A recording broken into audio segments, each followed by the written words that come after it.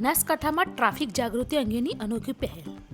Banaskantha police તેમજ RTO દ્વારા traffic મહિનાની ઉજવણી કરવામાં આવી રહી છે, જેમાં વિવિધ કાર્યક્રમો કરી લોકોમાં ટ્રાફિક જાગૃતિ લાવવામાં આવી રહી છે. જેમાં આજરોજ બનાસકાંઠા જિલ્લા ટ્રાફિક, સિટી ટ્રાફિક તેમજ આરટીઓ કચેરી દ્વારા એરોમા સર્કલ ખાતે વાહન ચાલકોને ગુલાબ આપી ટ્રાફિક નિયમનું પાલન કરવા સંકલ્પ કરવાયો હતો. જેના થકી વાહન ચાલકોએ પણ પોલીસની તેમજ આરટીઓની કામગીરીને બિરદાવી ટ્રાફિક નિયમોનું પાલન કરવા સહમતિ દર્શાવી હતી.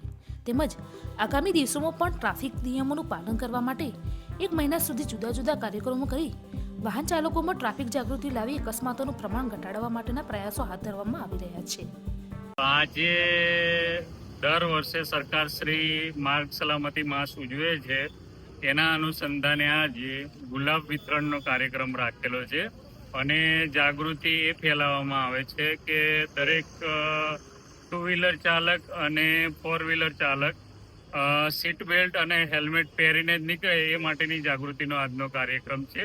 અને આખા માસ દરમિયાન આવા કન્ટિન્યુઅસ કાર્યક્રમો જનજાગૃતિના ચાલુ જ રહેશે.